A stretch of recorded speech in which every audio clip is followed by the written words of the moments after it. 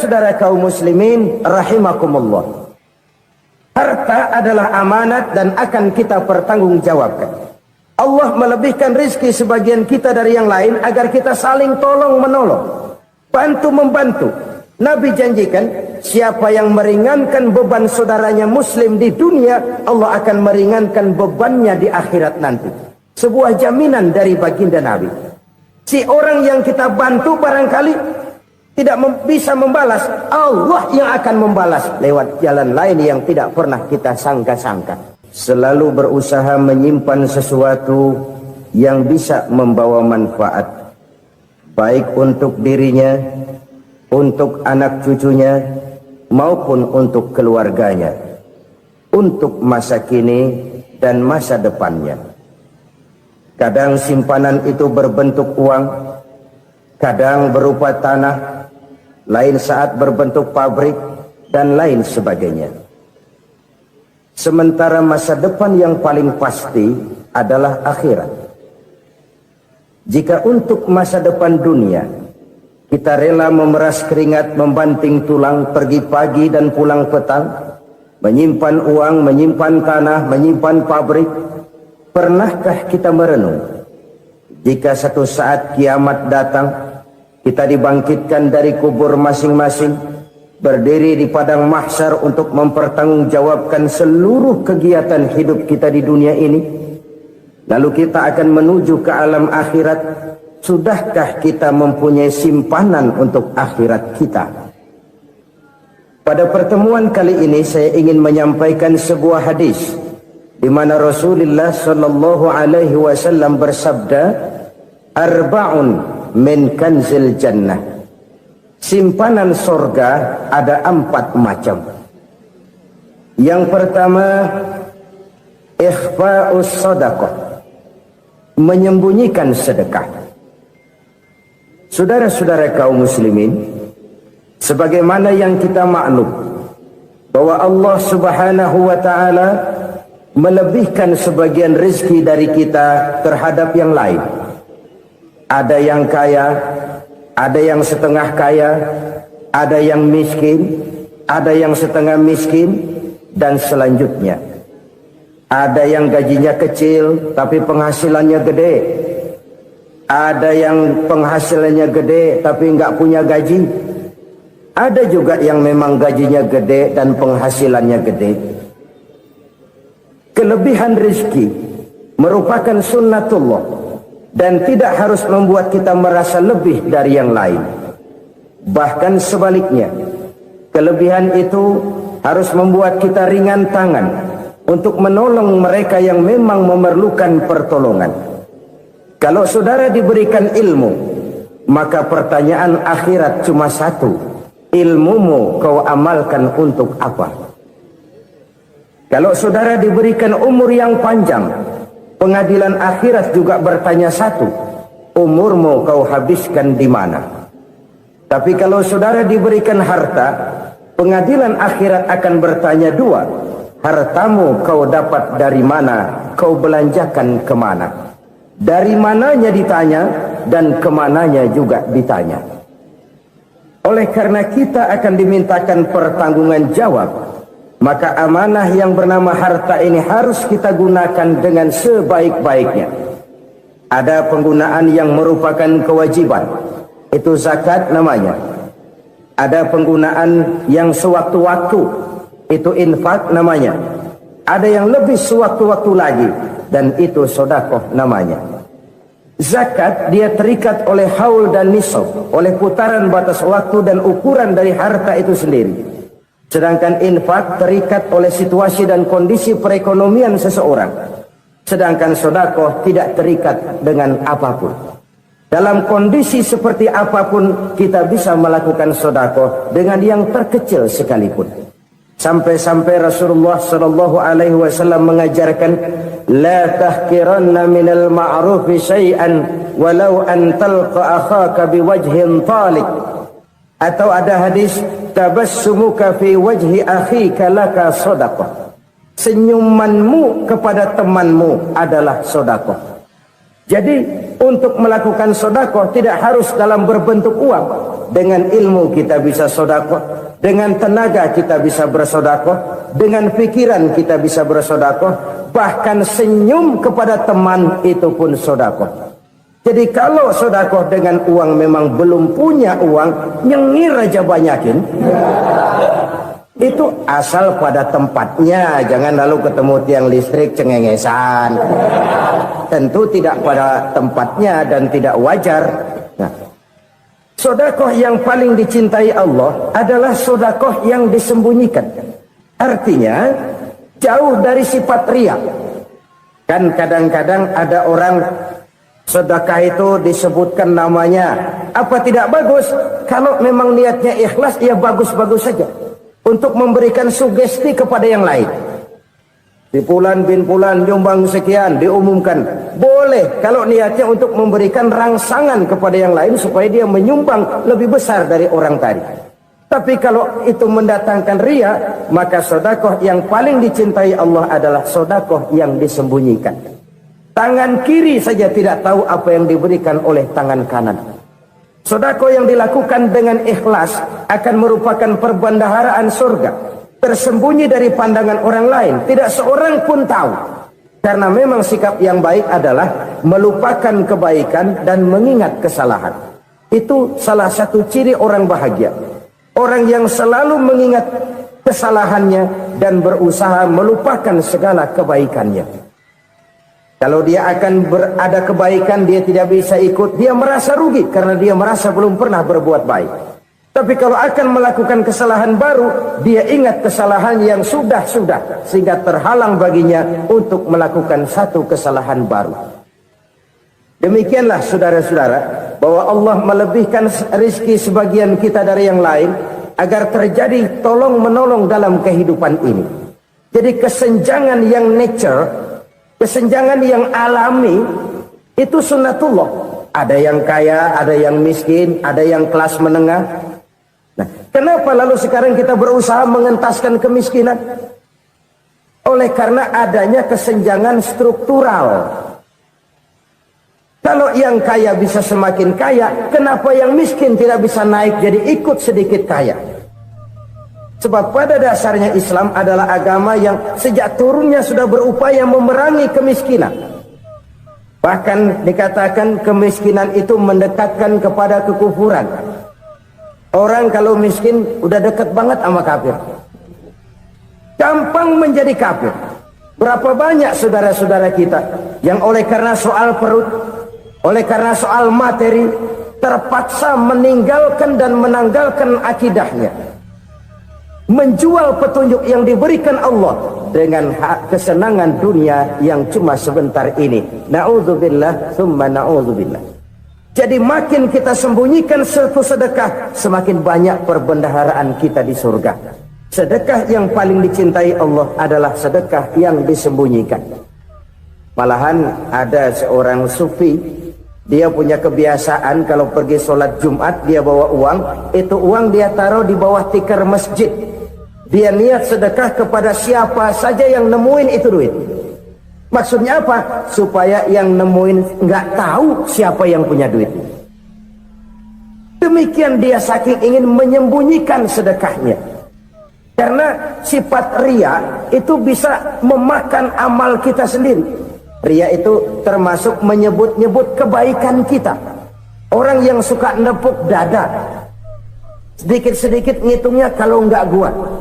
Tuh kalau nggak gua tuh yang belas itu kalau nggak gua. Iya kalau nggak lu kenapa emang? Orang yang suka menepuk jasa, tuh biasanya memang begitu saudara-saudara. Kalau perang lagi berkecamuk, orang nggak sempat ngaku jadi pahlawan. Tapi begitu perang selesai, yang kagak kenal bedil ngaku pahlawan, mas. Itu sesuatu yang biasa.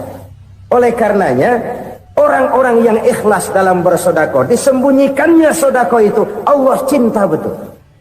Malahan ada hadis memberikan jaminan, inna sedaqatal mar'il muslimi tazidu fil umri wa tadfa'u mitatas su'i.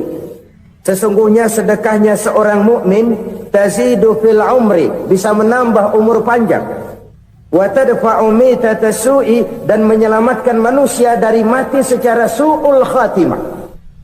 Jadi siapa yang kepengen panjang umur, banyaklah sedekah. Yang bosan hidup, pelit terus. Sedekah menambah panjang umur dan menyelamatkan manusia dari mati secara su'ul khatimah. Pak, katanya umur itu nggak bisa ditambah, nggak bisa dikurangin. Kapan? Kalau ajal sudah datang. Fa idza jaa ajaluhum la yastakhiruna sa'atan wa la yastaqdimun. Kalau ajal datang tidak bisa dimajukan, tidak bisa dimundurkan. Itu kalau ajal sudah datang. Tidak bisa lagi umur ditambah dikurangi, sudah datang. Tapi kalau belum datang, itu kan haknya Allah. Mau ditambah, mau dikurangi, hak prerogatif Allah. Sebagai pencipta manusia, Allah maha kuasa dan maha mampu. Sedekah ini menambah panjang umur dan menyelamatkan manusia dari mati secara su'ul khatimah. Itu orang mati kan sama ya, kondisinya mati, nggak nafas. Tapi hakikat mati kan lain-lain. Ada yang mati itu husnul khatimah, baik akhirnya. Misalnya lagi ngaji mati, lagi sholat mati, lagi sedekah mati. Ini yang dinamakan dengan husnul khatimah, baik di akhirnya. Sebaliknya ada yang su'ul khatimah, jelek di akhirnya. Ini yang jadi catatan akhir. Lagi nyekek botol, mampus. Lagi banting kartu, modar. Su'ul khatimah, jelek pada akhirnya. Sedekah menyelamatkan manusia dari mati secara su'ul khatimah. Dan kita semua kepengen mendapat husnul khatimah, jauh dari su'ul khatimah. Oleh sebab itu yang bisa menyelamatkan kita dari penyakit itu antara lain adalah sedekah yang disembunyikan, yang dikerjakan dengan ikhlas karena Allah, tidak karena kepengen dipuji orang, tidak karena ingin dikatakan orang pemurah. Sebab orang dermawan itu orang yang memberi tanpa harus diminta. Kalau masih harus diminta, ya belum dermawan namanya, masih harus diminta. Kalau nggak diminta ya tulus, lolos, polos. Saudara-saudara kaum muslimin rahimakumullah, harta adalah amanat dan akan kita pertanggungjawabkan. Allah melebihkan rizki sebagian kita dari yang lain agar kita saling tolong menolong, bantu membantu.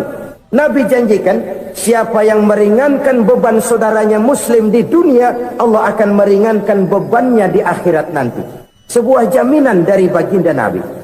Si orang yang kita bantu barangkali tidak bisa membalas, Allah yang akan membalas lewat jalan lain yang tidak pernah kita sangka-sangka. Ada orang tanya, Pak, ini ada orang nyumbang masjid sambil marah-marah, bagaimana? Saya bilang sumbangannya aja ambil, marahnya jangan.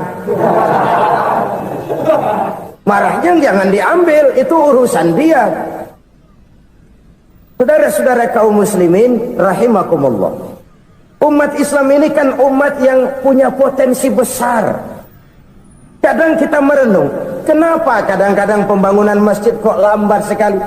Kalau hotel hari ini peletakan pertama, bulan depan peresmian. Supermarket hari ini peletakan batu pertama, minggu depan peresmian. Tapi kalau sudah yang namanya masjid, kadang-kadang peletakan batu pertama sekaligus jadi batu terakhir. 3 tahun, 4 tahun, campur nebar jalak di jalanan, duit dijaring kayak ikan sepat. Apa tidak ada orang Islam yang kaya? Banyak. Apa tidak ada pengusaha muslim yang jadi konglomerat? Ada. Lalu yang belum banyak itu yang komit terhadap nilai-nilai agamanya. Akhirnya kita jatuh jadi umat yang lemah.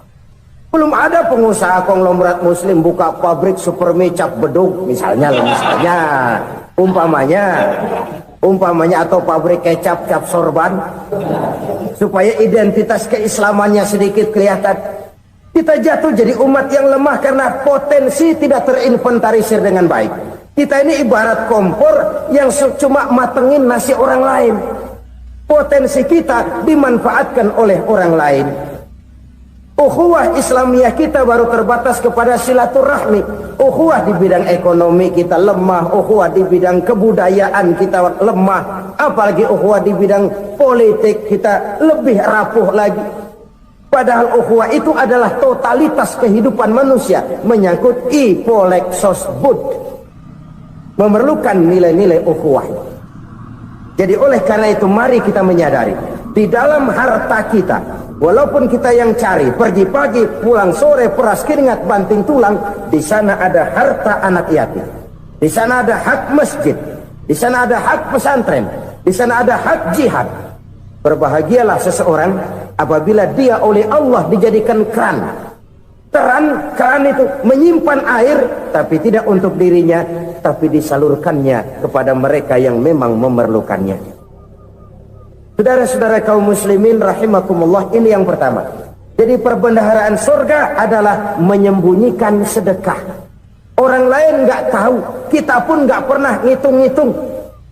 Kita anggap lewat begitu saja, padahal itu deposit akhirat. Satu. Yang kedua, perbendaharaan surga itu apa? Wa kitmanul musibah, menyembunyikan kesulitan.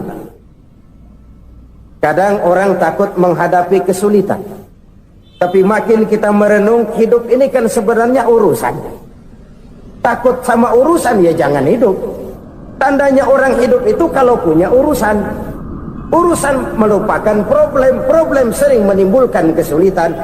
Kesulitan bukan untuk ditakuti, tapi untuk diatasi dan dicarikan jalan keluarnya.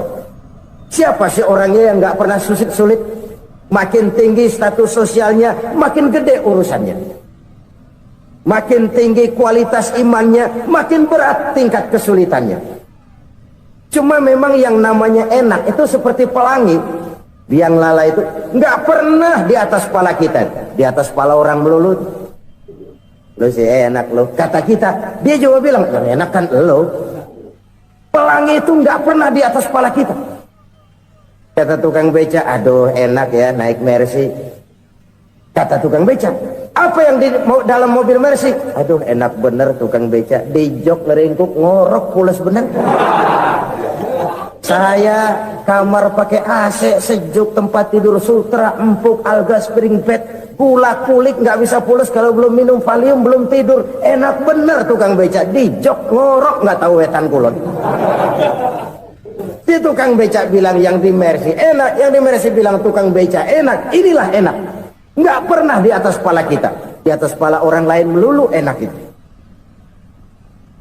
Nah saudara-saudara, yang merupakan perbendaharaan surga itu orang yang bisa menyembunyikan kesulitan, baik pribadi ataupun rumah tangga. Nih terutama rumah tangga yang jadi soalnya. Kadang-kadang kita ini kalau senang, sebaliknya kalau senang kita diam, kalem aja, cuek. Banyak banget duit kita bawaan, diam aja udah. Malah ketemu orang takut. Tapi begitu susah, sekampung tahu. Padahal Nabi mengajarkan perbendaharaan surga itu menyembunyikan musibah, menyembunyikan kesulitan. Kalau enak, cerita sama orang-orang. Kalau nggak enak, rasain sendiri, tekan sendiri, atasin sendiri. Kita kan sebaliknya, senang kita diam, asal lagi susah, paling tidak kita nyari teman buat cerita kesusahan. Siapa orangnya yang nggak pernah susah? Cuma soalnya bagaimana kita mengatasi kesusahan itu sendiri. Begitu juga misalnya kalau orang sudah berumah tangga, itu orang tuanya harus menjadi tempat dia cerita yang enak-enak saja.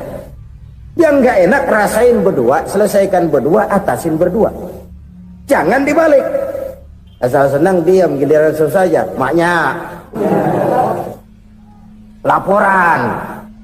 Terbalik. Bisa menjaga security informasi. Maka nama bayam keluar diam, malah seluitan. Enak amat lu makan daging ayam. Security informasi. Saudara-saudara kaum muslimin rahimakumullah, ujian yang terberat itu yang pernah diberikan kepada para nabi para rasul, para aulia, para ulama, makin tinggi keimanan, makin berat bentuk kesulitan. Ayo saya kemukakan satu contoh saja. Ada seorang nabi yang kaya, nabi kaya, namanya Nabi Ayub. Iblis kalau orang begini kan keki, ibadahnya rajin, kaya. Nih yang kayak begini susah digodain. Kalau ibadahnya rajin, miskin, kali bisa disogok. Sini imannya mantap, ibadahnya rajin, kaya, nabi lagi. Oh, tapi namanya iblis nggak kurang akal. Laporan, Tuhan, kenapa Les? Ya ini bahasa saya, bahasa Qurannya sih nggak gitu. Itu hambamu yang namanya Ayub, dia rajin ibadah cuma karena dikasih kaya aja. Coba kasih miskin dia, berhenti dia sembahyang. Ah, kamu bisa aja. Saya tahu Ayub itu hambaku yang ikhlas. Saya buktiin Tuhan, silahkan. Dibuktiinlah, iblis turun ke alamin. Yang mula-mula dia lakukan, dia rusak sawah ladang Nabi Ayub. Dia binasakan binatang ternak Nabi Ayub. Sehingga dalam waktu singkat, jatuhlah Nabi Ayub dari orang paling kaya jadi orang paling miskin. Beliau masih ibadah di mihrab dalam masjid. Datang iblis. Saudara Ayub, ya, lagi ngapain? Ibadah. Nyembah Allah, nyembah Allah. Oh, percuma. Kenapa? Tuhan yang ente sembah nih, dia udah bikin miskin ente. Sawah ladang ente hancur lebur, binatang ternak binasa. Sekarang ente jadi orang paling miskin. Ngapain nyembah Tuhan kayak begitu? Tekor. Udah berhenti dah ibadah, berhenti ibadah. Ini iblis sama Tuhan laporannya lain, yang dikerjakan kepada Nabi Ayub juga lain. Benar begitu iblis, kata Nabi Ayub. Iya, sawah ladang saya habis, buras. Binatang ternak saya binasa, binasa. Saya miskin, bangpak. Apa jawab Nabi Ayub? Bukan innalillahi, ya, ini hebat. Alhamdulillahillazi a'tani wa akhza minni. Segala puji bagi Allah yang telah memberikan harta kepada saya dan sekarang mengambilnya lagi. Alhamdulillah. Allah yang ngasih, Allah yang ambil. Itu mah urusan Allah. Iblis cuman ibadah jalan terus, sujud lagi Nabi Ayub. Iblis seleher gondok banget.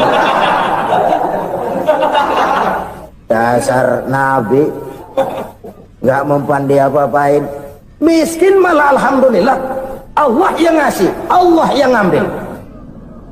Jadi kalau kita tidak komit, kita tidak terikat kepada kaya, miskin, senang, susah, apa yang bisa bikin kita susah?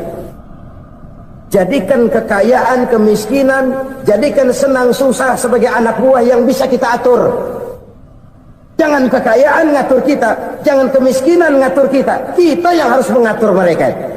Senang, susah, kaya, miskin, bahagia, sengsara, jadikan itu anak buah yang bisa kita atur. Kalau sekarang kita kaya, lain saat boleh jadi kita miskin, semiskin-miskinnya. Allah yang ngasih, Allah yang ambil. Tenaga mana yang bisa menghalangi? Ibadah jalan terus. Iblis makin gondok. Dasar Nabi loh. Akhirnya apa? Nabi Ayub dikerjain, diberikan penyakit. Demikian fatal penyakitnya. Bayangin, udah miskin sakit. Masya Allah. Miskin sakit. Sakitnya nggak lama, kira-kira 16 tahun. Istrinya 3, 2 mental minta ceraiin. Ngerawatin laki bengek begini. Senang belum tentu, susah udah pasti nih. Cerai aja, cerai dah. Cerai. Tinggal satu Siti Rahmah yang setia menemani beliau. Sesetia-setianya hati perempuan. Satu saat Siti Rahmah bilang, "Bang, iya, abang kan Nabi, Bang. Lalu, namanya Nabi kan doanya jarang meleset, Bang. Maksud kamu minta kenapa sih sama Tuhan biar abang sembuh, baik dah, Bang?" Siti Rahmah, iya. Saya sakit berapa tahun sih dah? 16 tahun, Bang. Sebelum ini saya sehat berapa tahun? Ya kira-kira 60 tahun, Bang. Nah, coba ente banding-bandingin, Rahmah. Saya dikasih sehat 60 tahun. dikasih sakit 16 tahun, sudah nggak sabar mau doa kepada Allah minta sembuh. Saya malu kepada Allah. Diuji dengan yang luar biasa seperti ini, tidak mengganggu stabilitas kehambaannya. Dia tetap menghamba kepada Allah Subhanahu wa ta'ala. Saudara-saudara kaum muslimin rahimakumullah, kunci menghadapi kesulitan itu apa? Allah jelaskan dalam satu ayat, wa basyiris sabirin alladzina iza asabathum musibah qalu inna lillahi wa inna ilaihi raji'un. Gembirakan orang-orang yang sabar. Siapa mereka itu? Yang apabila mendapat musibah mereka kembali kepada keyakinan dasar, segalanya dari Allah dan segalanya akan kembali kepada Allah. Ini konsepsi dasar dari sikap muslim dalam menghadapi berbagai kesulitan. Segalanya dari Allah, segalanya akan kembali kepada Allah. Kalau ini sudah kondisi dasarnya, maka kita akan lapang menghadapi kenyataan bagaimanapun pahitnya. Apakah itu namanya miskin, apakah itu namanya sakit, bahkan maut sekalipun. Segalanya dari Allah, segalanya akan kembali kepada Allah. Ini sikap hidup, bukan sekedar ucapan. Kita kadang-kadang menjadikannya sebagai ucapan. Mulutnya sih nggak berhenti, innalillahi wa inna ilaihi raji'un, tapi nangisnya terus gerung-gerungan. Bukan itu, ini kesadaran moral. Kalau segalanya dari Allah, segalanya kembali kepada Allah, kan sebenarnya cuma nunggu giliran. Hari ini saya nyembayangin dia, entah hari apa saya disembayangin orang. Hari ini saya antar dia ke kubur, entah hari apa orang nganterin saya ke kubur. Hari ini saya tahlilkan dia, entah nanti kapan orang tahlilkan saya. Segalanya dari Allah, segalanya akan kembali juga kepada Allah. Oleh sebab itu saudara-saudara, kesulitan bukan untuk ditakuti. Kesulitan justru untuk diatasi, dicarikan jalan keluarnya. Dan tidak ada orang yang tidak pernah mendapat kesulitan. Tidak ada. Semakin tinggi status sosial, semakin tinggi kualitas keimanan, semakin besar juga tingkat kesulitan. Hanya saja bagaimana cara kita mengatasinya. Dan Al-Quran menyatakan, inna ma'al usri yusra. Di balik kesulitan itu pasti ada kemudahan. Roda itu berputar. Karena itu Rasulullah sallallahu alaihi wasallam mengingatkan kepada kita, ta'arraf ilallahi firraha ya'rifka fisyiddah. Ingatlah kepada Allah di waktu kamu senang, supaya Allah ingat kepada kamu di waktu kamu susah. Kalau waktu senang kita ingat kepada Allah, kita susah, Allah tidak akan meninggalkan kita. Tapi kalau waktu senang kita jauh dari Allah, sujud tidak sempat, dengan masjid jauh, ketika senang kita lupakan Allah, nanti begitu kita susah, Allah lupakan kita, dan itu menyakitkan. Oleh karena itu orang-orang tua kita dulu bilang, kalau lagi sehat ingat-ingat lu bakal sakit nanti. Kalau lagi kaya ingat-ingat satu saat kita bakal jatuh miskin. Bahkan kalau lagi muda ingat-ingat kita bakal tua. Dan yang terpenting kalau lagi hidup ingat-ingat kita bakal mati. Saudara-saudara kaum muslimin rahimakumullah. Jadi yang kedua yang merupakan perbendaharaan surga, menyembunyikan musibah. Saudara-saudara kaum muslimin rahimakumullah. Hal ketiga yang merupakan perbendaharaan surga adalah wasilatur rahmi. Orang yang suka bersilaturahmi. Sebagaimana yang kita maklum bahwa manusia adalah makhluk yang disebut zon politika. Makhluk sosial yang tidak mungkin hidup sendiri-sendiri. Betapa dan siapapun kita memerlukan orang lain. Bodoh betul manusia kalau tinggal di tengah masyarakat tapi tidak mau bermasyarakat. Merasa hebat sendiri, pintar sendiri, gagah sendiri, kaya sendiri. Mungkin kalau mati juga ngubur sendiri. Jangankan kita di sini, di sorga saja Nabi Adam waktu sendirian bengong melulu, mondar mandir. Allah tegur dam sepi dam. Ya ini kalau bahasa saya. Iya Tuhan sepi ini nggak ada coret-coretan pisan ini. Diciptakan Siti Hawa baru anteng Nabi Adam. Itu di sorga. Cobalah. Umpamanya saudara tinggal di Jakarta nih. Kaya bener. Apaan aja di Jakarta punya saudara dah. Jembatan Semanggi ambil. Monas, Buntel bawa pulang. Hotel-hotel ambil semua. Cuman tinggal di Jakarta sendirian, apa enaknya? Betapa dan siapapun kita perlu orang lain. Tidak ada seorang pun yang bisa memenuhi kebutuhan hidupnya secara sendiri-sendiri. Nah, Islam telah menyelamatkan manusia dari ras diskriminasi, mengikat manusia dengan persaudaraan yang berlandaskan kepada akidah. Karena itu dianjurkan bersilaturahmi. Bahkan Nabi menyatakan, man arada ayyubsata lahu fi rizqihi wa yunsa'a fi atharihi falyasil rahimah. Siapa yang kepengen diluaskan rezekinya dan dipanjangkan usianya, banyaklah ia bersilaturahmi. Siapa yang kepengen dimudahkan rezekinya, hendaknya ia banyak bersilaturahmi. Kalau banyak teman, kesulitan kan paling tidak ada tempat cerita.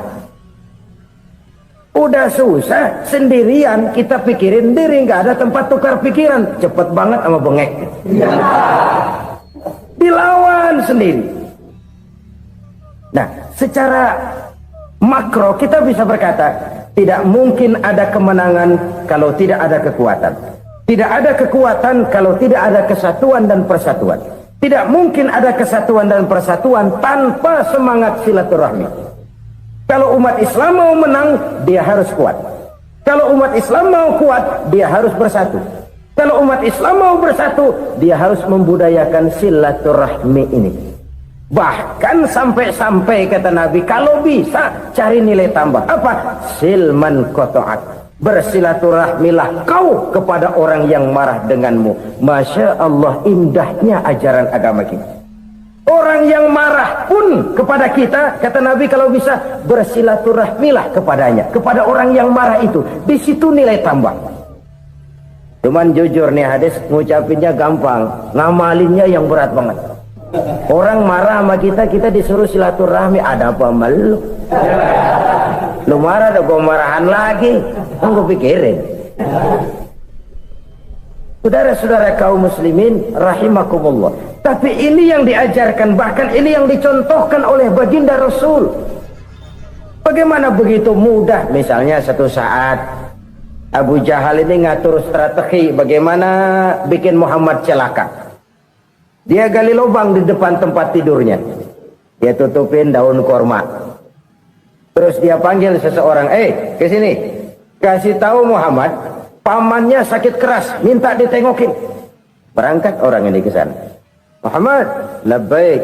Pamanmu sakit keras, dia minta ditengokin. Baik, saya akan datang menjenguk beliau. Berangkatlah Nabi ke rumah Abu Jahal tanpa prasangka apapun.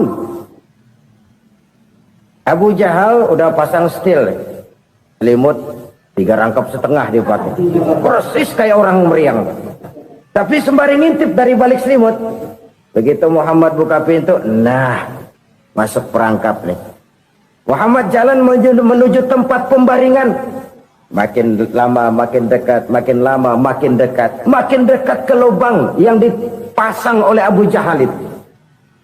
Dalam hati Abu Jahal, terus dah jatuh, mampus dah lo ini. Mampus lo hari ini nih. Apa yang terjadi? Malaikat Jibril datang. Muhammad, pamanmu cuma pura-pura sakit. Di depan tempat tidurnya ada lubang perangkap supaya kamu jatuh ke situ. Sudah, kamu pulang. Balik kanan Nabi. Sudah hampir jatuh ke lubang, balik kanan, pulang. Bayangin kecewanya Abu Jahal. Muhammad dikit lagi, Muhammad dikit lagi. Enggak paman, saya pulang aja.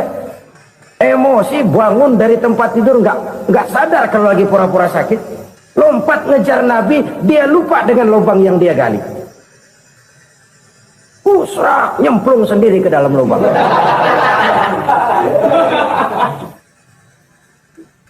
Nabi terus berlalu.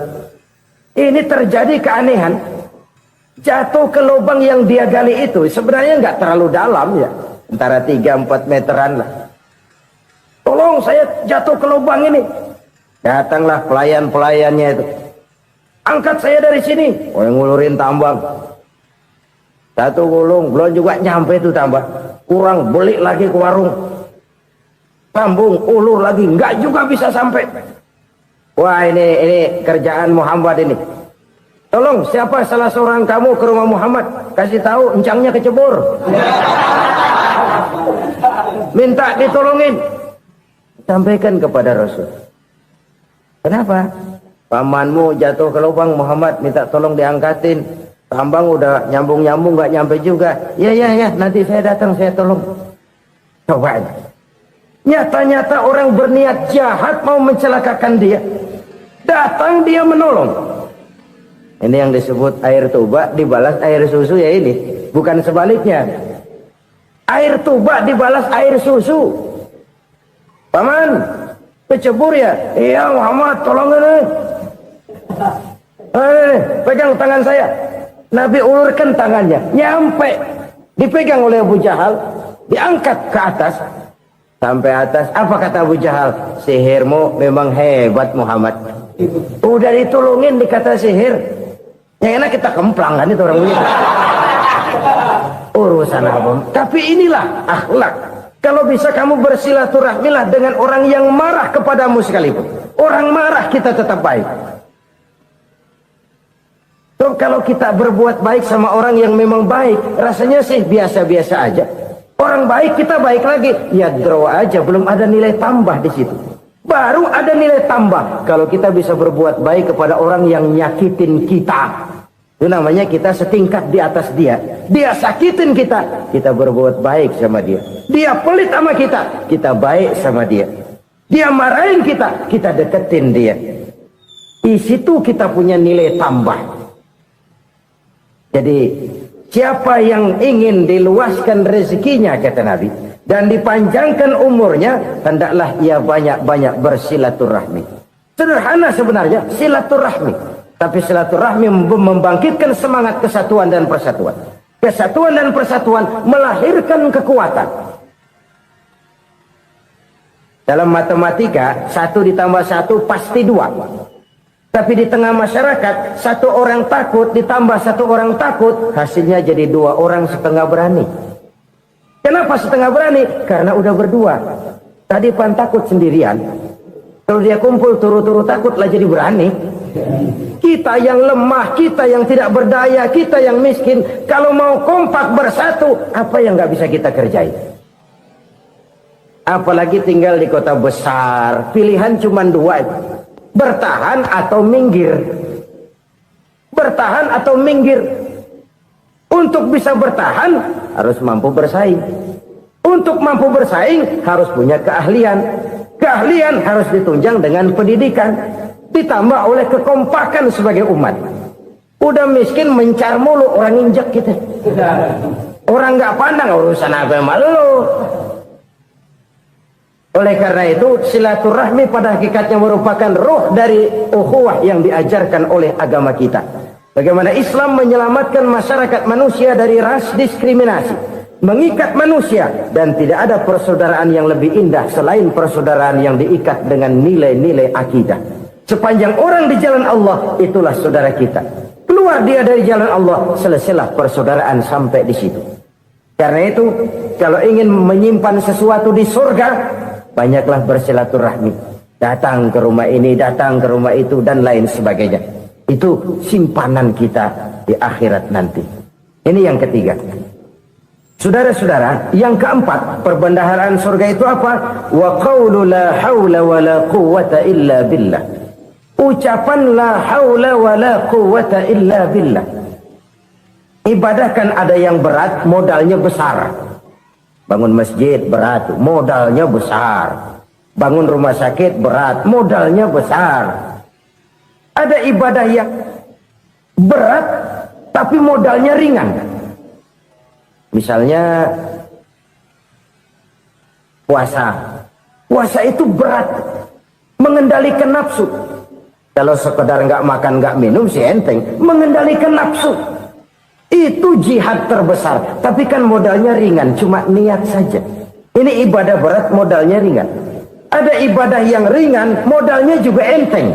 Seperti termasuk ucapan la haula wa la quwwata illa billah. tanpa sadar. La haula wala quwata illa billah. Nyelengin tuh di surga.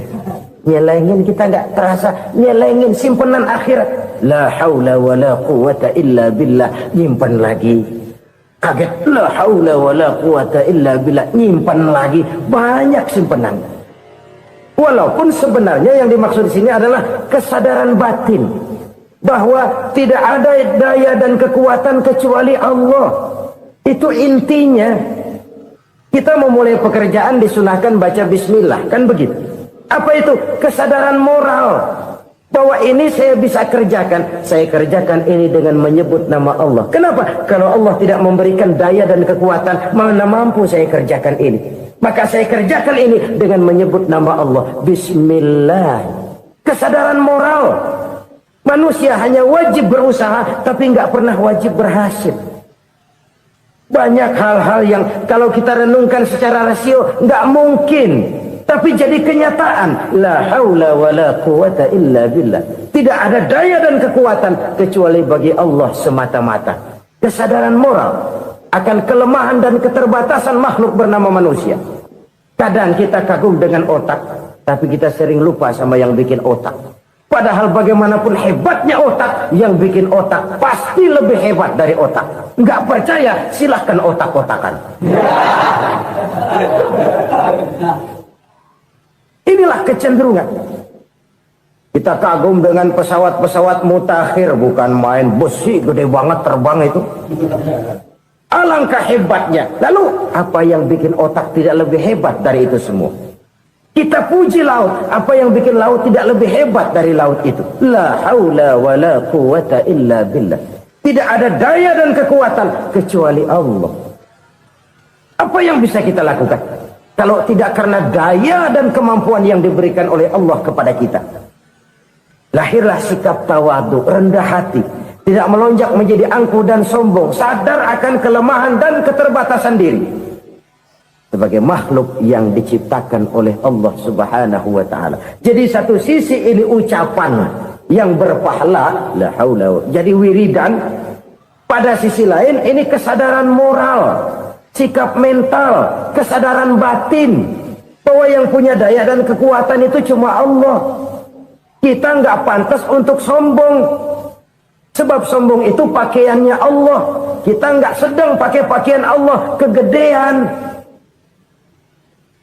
Dan makin kita renungi, makin terbentur. Apa sih yang bisa kita sombongin? Kita mau sombong apa? Kaya? Pintar? Itu kan semua relatif. Di atas langit masih ada langit lagi. Jadi oleh karenanya, marilah kita menyadari. Manusia hanya wajib berusaha, tapi tidak pernah wajib berhasil. Yang berusaha saja tidak wajib berhasil, apalagi yang tidak berusaha. Islam bukan agama orang pemalas yang selesai sholat lalu ngelohom, nggelenggem ayem-ayem. Tapi Islam bukan agama orang sombong yang setelah berusaha lalu tidak memerlukan Allah. Kita bisa saja bikin proyeksi, tahun sekian kita bakal panen besar menurut perhitungan otak. Tapi ada kejadian lain. Apa? Tikus ngambek. Habis itu dimakanin tikus, panen gagal. Proyeksi rasional gagal oleh tikus-tikus yang ngambek itu. Bisa saja terjadi. Tahun depan kita panen besar, urung. Kenapa? Musim panas panjang. Dan sekarang ini koran-koran bikin berita musim mengalami penyelewengan. Bukan cuma manusia yang nyeleweng sekarang. Musim pakai nyeleweng. Mestinya kan musim hujan udah selesai. Masih hujan-hujan juga. Musim. Nah sekarang kita boleh bikin proyeksi. Kita bakal panen besar. Tahu-tahu musim panas panjang. Sawah retak, air kering. Cari teknokrat yang paling botak. Suruh pendekin tuh musim panas. La haula wa la quwata illa billah. Inilah kesadaran moral. Saudara, saya teringat satu saat ada seorang konglomerat. Umurnya ya kira-kira 70-an.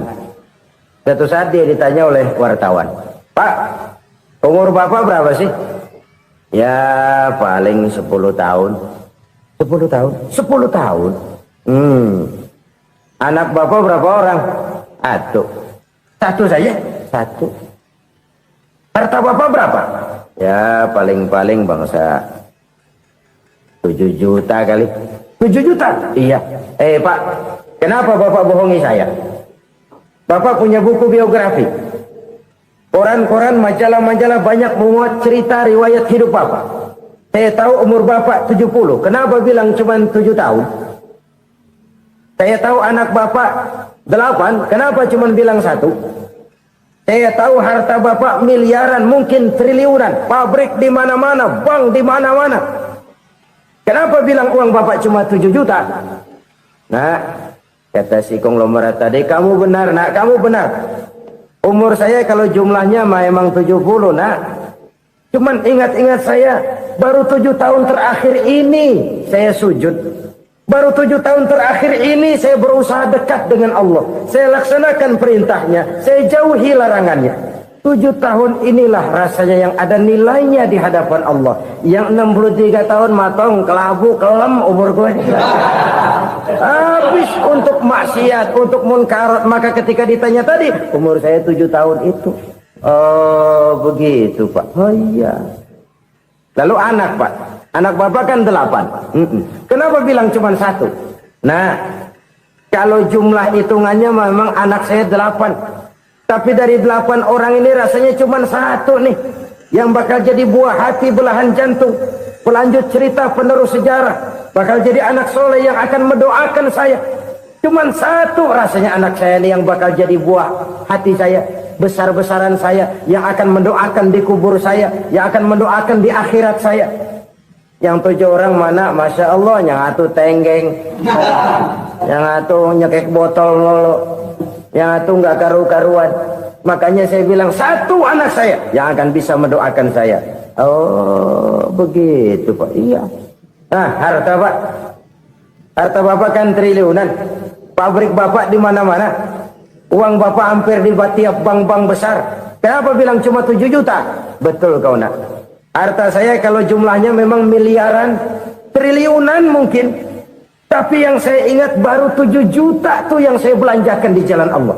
Saya nyumbang masjid, saya santuni yatim piatu, saya bantu pembangunan pesantren, saya bantu pembangunan rumah sakit Islam. Itu yang akan saya bawa pulang ke akhirat, yang 7 juta itu. Yang triliunan itu nanti akan diperebutkan oleh anak-anak saya sebagai waris saya. Jadi harta saya 7 juta itu yang bakal nemenin saya di akhirat, yang akan saya bawa pulang jadi teman saya. Saudara-saudara kaum muslimin, jangan-jangan orang tua itu adalah kita-kita ini. Jangan-jangan kita-kita ini adalah orang tua itu. Jangan-jangan itu potret dari diri kita masing-masing. Dari sekian umur yang diberikan Allah, berapa tahun yang ada nilainya di hadapan Allah. Dari sekian anak-anak yang merupakan amanah, berapa yang akan mendoakan kita sebagai orang tuanya menjadi anak soleh. Dari sekian banyak harta yang diberikan Allah, berapa yang akan kita bawa pulang menghadapnya nanti, yang kita belanjakan di jalan Allah. Ini sebuah potret kehidupan. Karena itu kita kembali kepada la haula wa la quwwata illa billah. Kita wajib berusaha, kita wajib berikhtiar. Selebihnya segala daya dan kekuatan hanya milik Allah saja semata-mata. Satu kesadaran batin dari setiap pribadi muslim.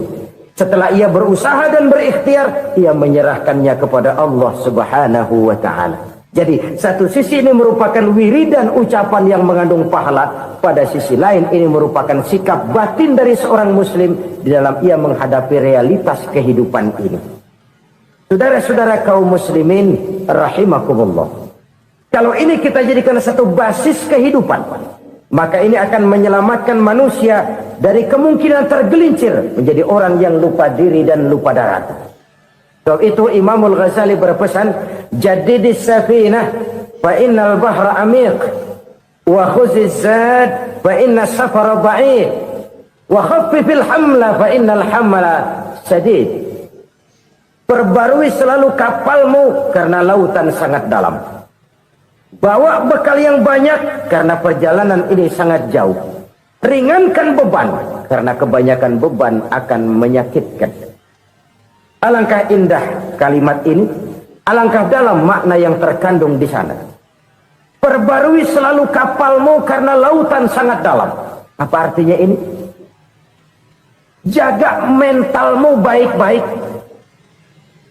Pelihara imanmu baik-baik karena hidup penuh cobaan seperti lautan.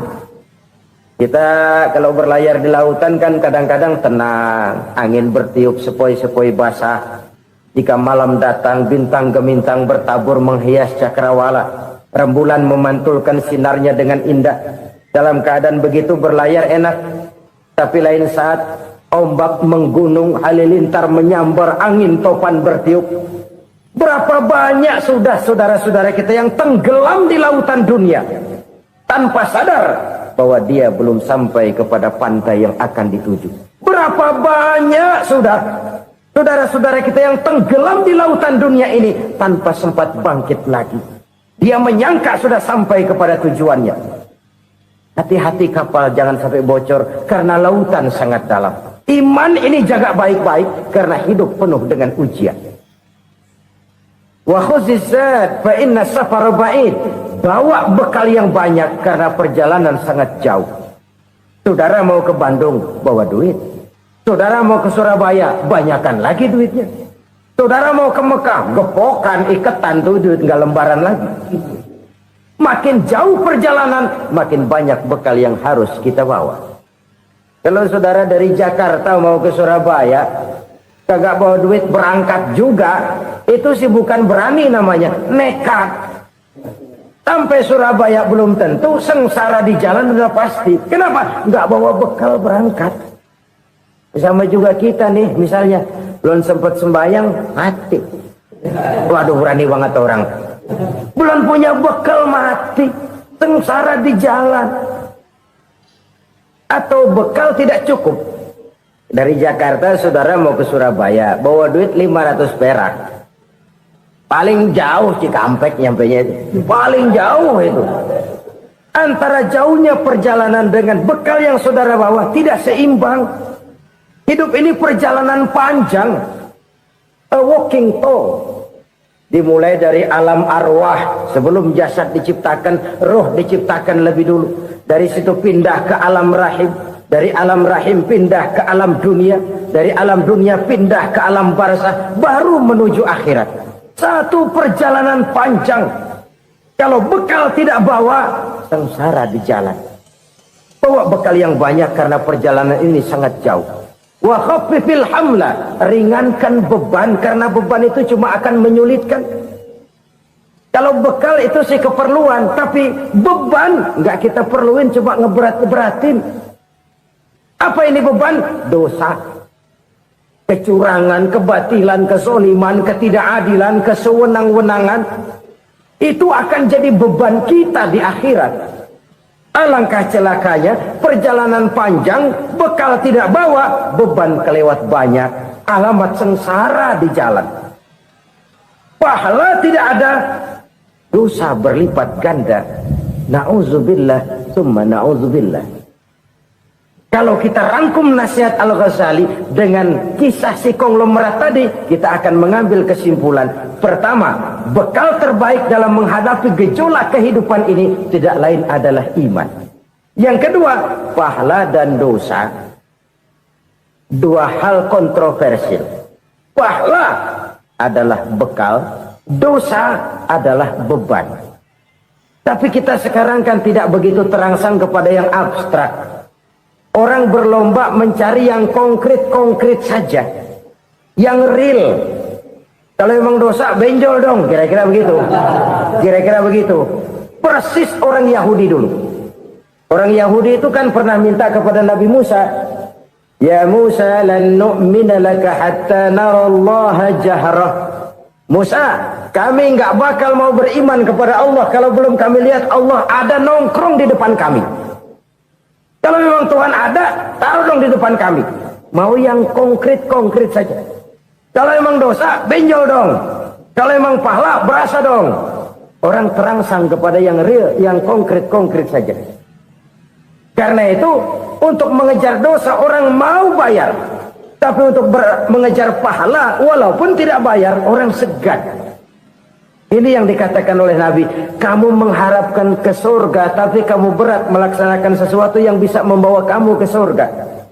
Kamu ingin jauh dari neraka tapi tiap saat kamu lakukan perbuatan-perbuatan yang justru menjerumuskan kamu ke neraka. Idda'aitum an-najata minan nar wa ramaitum fiha anfusakum. Kamu ingin selamat dari neraka, tapi kamu lemparkan diri kamu ke neraka. Kamu ingin masuk surga, tapi berat sekali kamu melakukan perbuatan-perbuatan yang bisa menyampaikan kamu di surga. Saudara-saudara kaum muslimin rahimakumullah. Jadi hal keempat yang merupakan perbendaharaan surga adalah la haula wa la quwwata illa billah. Satu sisi ini merupakan ucapan yang memperberat timbangan akhirat. Pada sisi lain ini merupakan sikap hidup seorang muslim. Kesadaran batin yang sangat dalam bahwa tidak ada daya dan kekuatan kecuali Allah. Dan itu kita simbolkan pada saat memulai pekerjaan dengan Bismillah. Dengan menyebut nama Allah. Satu kesadaran moral. Saya hanya bisa melakukan ini karena diberikan daya dan kekuatan oleh Allah. Lahirlah sikap tawadu, rendah hati, tidak melonjak menjadi angkuh dan sombong. Saudara-saudara, sampai sini dulu jumpa kita kali ini. Semoga 4 perbendaharaan surga ini dapat kita lakukan, yang kelak akan merupakan bekal kita di kemudian hari nanti. Amin ya rabbal alamin. La ilaha illallah, bahwa tidak ada Tuhan yang perlu disembah selain daripada Allah subhanahu wa ta'ala. Ini hakikatnya merupakan inti daripada ajaran rasul-rasul terdahulu. Kenapa? Seluruh rasul bersumber dari satu sumber yang sama, yaitu dari Allah subhanahu wa ta'ala. Maka prinsip ajaran ketuhanan yang mereka bawa tentu saja sama. Nabi Adam mengajarkan la ilaha illallah. Nabi Nuh mengajarkan la ilaha illallah. Cuma tentu sambungannya Nuh Rasulullah. Nabi Ibrahim mengajarkan la ilaha illallah, Ibrahim Rasulullah. Nabi Musa mengajarkan la ilaha illallah, Musa Rasulullah. Bahkan Nabi Isa mengajarkan la ilaha illallah, Isa Rasulullah. Dan Nabi Muhammad mengajarkan la ilaha illallah, Muhammadur Rasulullah. Akhlak manusia kepada Allah dengan menanamkan tauhid. Jadi kalau ingin berakhlak yang benar kepada Allah, jaga tauhid, pegang teguh akidah. Saudara-saudara kaum muslimin rahimakumullah. Lawan daripada tauhid adalah kufur. Kufur bisa 2. Bisa kufur iman, bisa kufur nikmat. Kufur itu sifatnya, kafir itu orangnya. Ada orang kufur iman, dan ini merusak akhlak kepada Allah subhanahu wa ta'ala. Kufur iman itu kadang-kadang bentuknya syirik, orangnya disebut musyrik. Kufur iman itu kadang-kadang bentuknya nifaq, orangnya disebut munafik. Kufur iman itu kadang-kadang bentuknya riddah, orangnya disebut murtad.